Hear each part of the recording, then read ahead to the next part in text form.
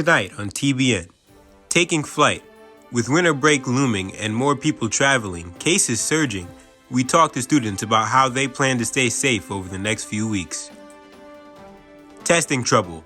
Pooled testing has been an integral part of the return to campus, but after slow turnaround times and a misplaced test, does the community still have confidence in the school's pooled testing operation?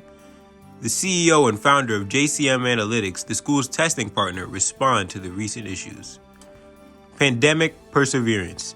In light of the extraordinary circumstances of the COVID pandemic, the renovated spaces in Masters Hall are set to open soon. The team behind the project explains the COVID-related challenges they've encountered and provide an update on the timeline. All this and more next. Good evening and welcome into the Tower Broadcast Newsroom. I'm your host Logan Schijano and we're following the latest news. There's just a couple weeks left in the year 2020 and help appears to be on the way in the form of a COVID-19 vaccine. The first people got vaccinated here in New York on Monday, but unfortunately as COVID-19 hospitalizations and deaths continue to surge, the Masters School Middle School was forced to close after an increasing number of students and faculty were forced to quarantine due to a couple positive cases in the middle school. Now, on the bright side, Masters has been able to remain open for the better part of 3 months since the return to in-person learning, and a large part of that is due to the pool testing that is done here on campus. Now, students and faculty are tested weekly, and today, TBN got a behind-the-scenes look at this pool testing operation, which is run by JCM Analytics, and we also spoke to health experts to get a sense of just how important they are for our community to remain on campus. Nearly 3 months following the return to in-person learning, Tuesday COVID testing is merely a formality for most students and faculty. But inside the makeshift test collection center that is Conference Room B, Director of Residential Life Dina Torino and a team of nurses are now at the center of the action each week. When community members arrive, their test kits are scanned into an online database created by JCM Analytics. Caitlin Kilkenny, one of the nurses from the Alliance Health Agency, detailed the process. So they're scanned in here, and then it says their name, and then once their barcode comes up, it says their pool number right here. After test kits are collected at 7 locations across campus, they are transported to Torino's temporary office inside the admissions wing of Masters Hall. We come back up here, and we basically just put them all together. There's about 64 pools that the kids, faculty, and staff are all divided into. Once we have them up here, then we sort them numerical, and then we figure out who's missing or if a kid is in quarantine, but we really kind of have to hunt kids down. And then from here, we take them into these boxes, which are labeled 1 to 22, and so on and so forth. Later in the day, they're picked up by a representative from JCM Analytics, then shipped overnight to the lab in Frederick, Maryland. Upon arrival at the lab, the specimens are tested in pools. 2 members of the JCM leadership team explained the advantages and addressed some of the concerns of the process. It's taken what is a very high quality test, right? PCR tests are known as the gold standard because, as John mentioned earlier, they can find people that are, very early on in the infection, shedding little amounts of virus, and find them with a high degree of accuracy. You basically cut the cost by an order of magnitude. So if a test costs $100, it's now costing $10. A common concern is a loss of sensitivity, because if you think about it, if you're pooling multiple samples together, you worry about, are you diluting them?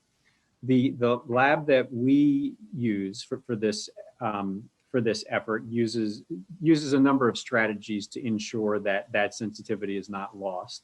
Unfortunately, after Thanksgiving, initial results were not communicated for 6 days.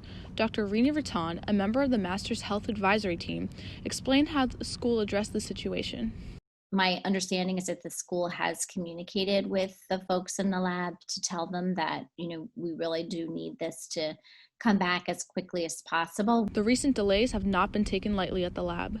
It's a big deal, and their workload did increase, but their workload had increased prior to that. And they had staffed up. I know they added staff. So exactly what went wrong that caused the delays last week, I'm not certain of.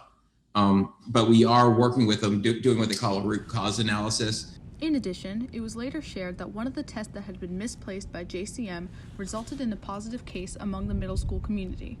Following the news of the test, the school sent out an email to parents, which stated, "While the current situation makes it abundantly clear that testing cannot be considered 100% reliable, it still provides information that can be helpful to guide our support and our efforts." Senior Richie Boxer reacted. The testing was like something that made me feel really secure, and knowing that it might not be 100% secure is definitely something that shook me a little bit.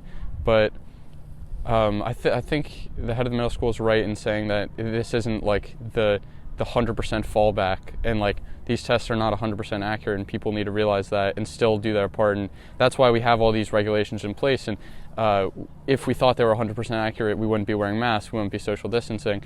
The testing really only reflects what happened on that day that you were tested. You can have a test that's negative, perform the swab in the morning, and then go out and, come into contact with people later that day and acquire the virus and not know that you had it. Nevertheless, Dr. Raton feels like it's important to maintain the trust in the testing process. And, it is important that we continue to have confidence in the facility that we're using in order to keep moving things forward. Having said that, this is a giant undertaking. And it really is crucial to emphasize just how important the work at JCM Analytics is. In addition to Masters, they're helping dozens of other schools across the country with pooled testing, which has allowed so many students to get back into the classroom safely. John Cohen, the founder of JCM, put it simply. He said, "I never envisioned I would be starting a business with the goal of putting myself out of business.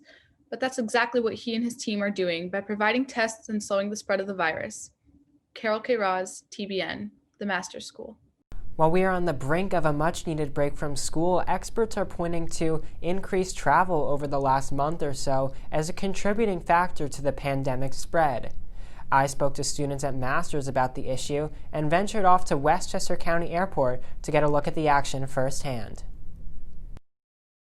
Hit the road, stay home, or take to the skies.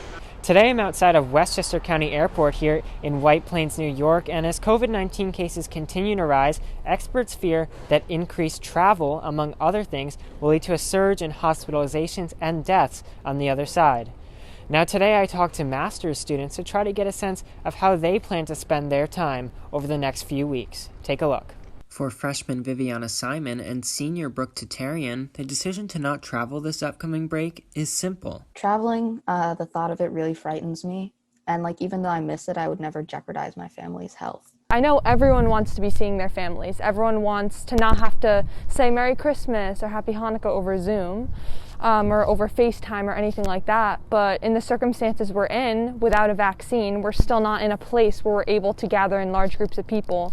Like so many this year, Tatarian's family also decided against a large Thanksgiving gathering. Especially during holidays when masks are off and everyone's eating around one table with their masks off, that could spread the infection rate. On the other hand, some students like sophomore Adrian Blanc are choosing to travel with precautions. His family's getting ready to fly to the U.S. Virgin Islands, and for the most part, he says he's feeling pretty comfortable. For me, it's if you take the extra steps, I think there's nothing really to worry about except for the people around you. I'm aware of the right precautions and that I'm not helping, but I mean, we took the steps. We're not seeing anybody. We're staying isolated, and we take 2 tests when we're there. So we're kind of diminishing our chances of getting COVID and spreading it. Freshman Gabe Guerrero and his family are considering flying to Florida to visit relatives he hasn't seen in over a year. While he's looking forward to the trip, he says the top priority is staying safe.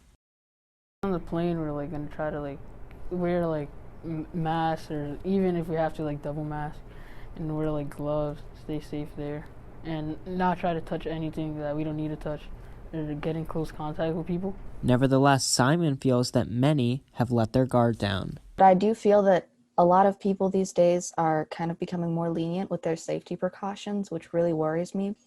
I think a lot of people are feeling like if there's not a 100% chance to catch the virus, then it's all right to travel, which I disagree with, but I hope that people reconsider. I hope that people stay home. The Sunday after Thanksgiving marked the highest number of passenger screenings at U.S. airports since mid-March. But as the pandemic is only getting worse in recent months, experts like Dr. John Schwartzberg say people must change their mindset on travel. One way to look at it is, how careful were you on June 1st? Well, you need to be 10 times more careful than you were then. Meanwhile, in China, coronavirus cases have fallen so drastically that traveling is considered to be significantly safer. Sophomore Zara Zhang took advantage of the recent break by traveling back to her hometown of Zhongwu. At that place, we don't have any COVID right now. So the only thing we do is because we are traveling in cars, so we don't get out the car. Even if we get out the car, it's during places it's really large and there's really few people, or there's no other people except people who are in the car. Unfortunately, Schwartzberg believes the U.S. is heading in the wrong direction. I think that things really are going to get to the breaking point sometime between Christmas and the middle of January. That's going to be the darkest time for us. Logan Schijano, TBN, White Plains, New York. Amid the current political tension in Washington, two master's alums, Daniel Block, who graduated in 2012, and Tyler Pager in 2013, are covering the latest developments for their respective publications. Daniel for the Washington Monthly and Tyler for Politico as a White House correspondent. Now, our very own Mitch Fink had the fantastic opportunity to sit down with these two former Tower staffers to talk a little bit about their professional experience and time on Tower. Now, Mitch, it's so good to have you here today. Mitch, I understand this was really an incredible conversation. Tell me a little bit about what Daniel and Tyler had to say and what you guys talked about over that conversation. Thanks, Logan. Yeah, it was a really wonderful conversation I had with Tyler and Daniel. They both talked about their experiences in their new positions at the Washington Monthly and at Politico. And they talked about, their encounters with the American political system and dating all the way back to their time on Tower, where, as you mentioned, they both served as editor-in-chief. And so one clip that I thought was really cool from Daniel, he talked about an experience of, receiving some criticism or just as a journalist, kind of a formative experience of dealing with supporters at the Trump rally. So take a look. Had one story where I was covering a Trump rally in Scranton, and I remember walking in, and this was kind of a formative American political reporting experience. And before Trump got on stage, somebody went over the loudspeakers, please do not touch or harm the journalists. And the entire arena went, boo! And I remember thinking, what? Almost with this kind of detached sense of intrigue, Wow, that's an incredible story. That's really, really interesting. And Mitch, what about Tyler? Yeah, Tyler had some really interesting points to make as well, specifically talking about the importance of following the story as a journalist, starting in the high school world with his experiences at Masters, dealing with the administration, to his time in college at the Daily Northwestern, and then ultimately in the professional world in Washington, D.C., not worrying about, people that you may have a relationship with or that you interact with in the professional world, but really that drive to follow the story no matter who it's about, and do good journalism and really follow the lead. We got yelled at to varying degrees when we were at Tower. We did stories that the administration of the school were not happy with. At college, the same way, Daniel was referencing Swarthmore being very politically charged and causing controversy. You're living and working with your peers and you're writing about them, and they do things that may not be good, and you're going to write about them. That is your job as a journalist. And so I think over time you kind of develop the understanding of how to navigate situations where you write, if you are just making people happy all the time, you're not doing your job. Well, Mitch, it seems like you guys had a really, really interesting conversation. So thanks for coming on TBN today to share a little bit about how that went. And for all of our viewers, be sure to stay on the lookout for that exclusive podcast with Tyler Pager and Daniel Block, which will be released very shortly. Also coming very shortly, hopefully, is the opening of the Masters Hall library and garden level spaces. Now, the construction, which began in May, has been prolonged due to COVID-19 delays with materials and also restrictions on number of staffers in the building. Our very own Sophie Grand took a look at what's been slowing down the process and what we can expect to see when the library opens very soon. After 5 months of construction in the midst of the COVID-19 pandemic, the Pittsburgh Library's doors are set to open soon. The renovation included portions of the first floor of Masters Hall as a new social lounge, academic administration suite and tower newsroom, and a state-of-the-art high-tech library and digital resource center. In an email sent out by head of upper school Peter Newcomb on April 22nd, the school stated that, barring extenuating circumstances, the work on the project would be completed in September. As the COVID situation deteriorated in the May and April period in the New York City area, we were concerned that even though all of our design work had been done, and even though all of the money had been raised for this project, that we might have to wait for another year to do it. Despite the initial worries, the construction began on schedule. But as has been the case for many projects begun during the pandemic, global scarcity of materials and supply chain delays posed challenges. The school's millwork vendor also had to close down for a period of time after a COVID-19 outbreak within their community.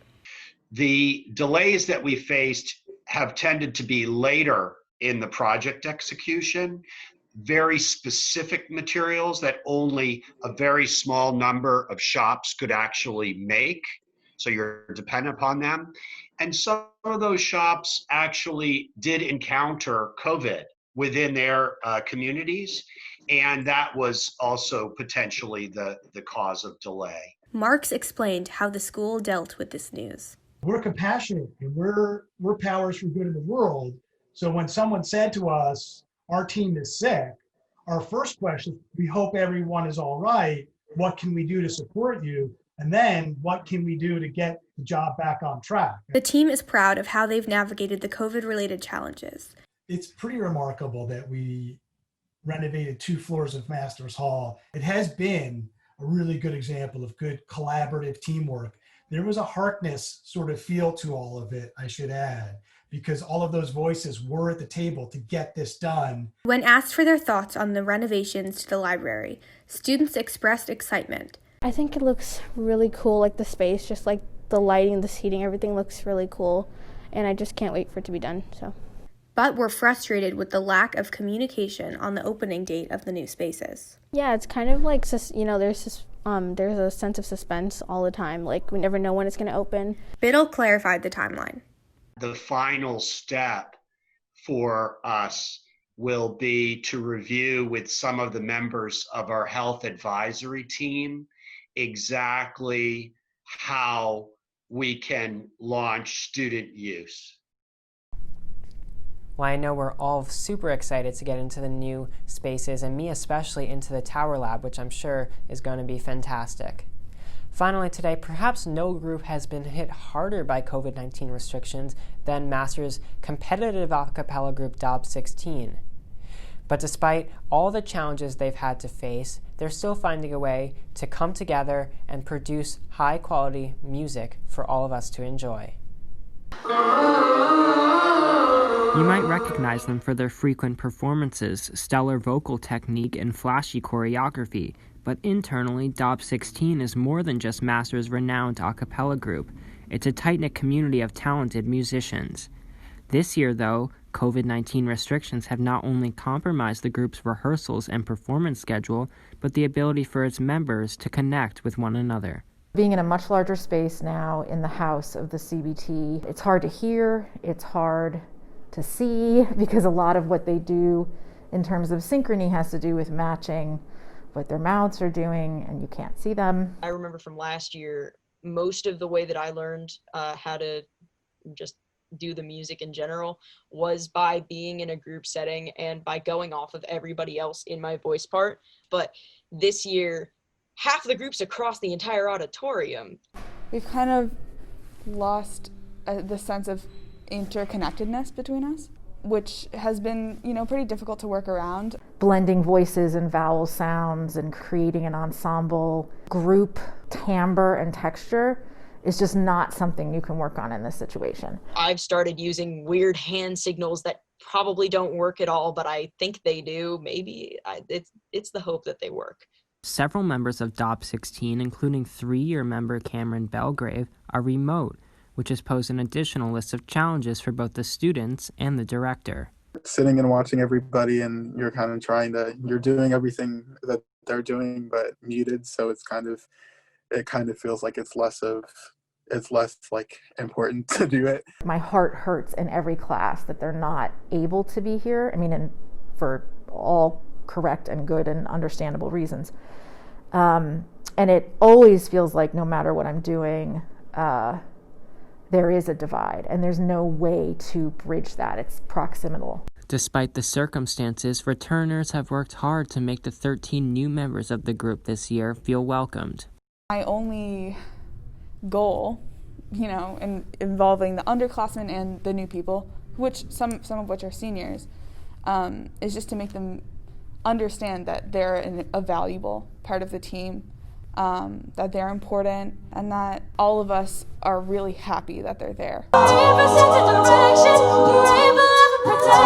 Carnevale said that by this time in a typical school year, Dobb16 would have already had roughly half a dozen performances.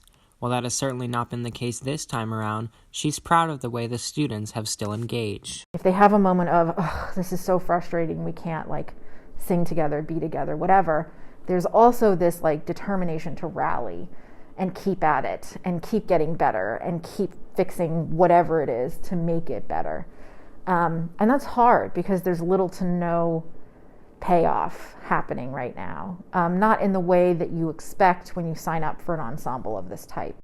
Recently, Dobb16 teamed up with other members of the Masters community to take part in a flash mob rendition of the song Good Life, which will be featured in Head of School Laura Danforth's virtual holiday card. Before Thanksgiving break, Danforth brought the idea to Carnevale, who believes the project has finally provided the group an opportunity to work towards a common goal.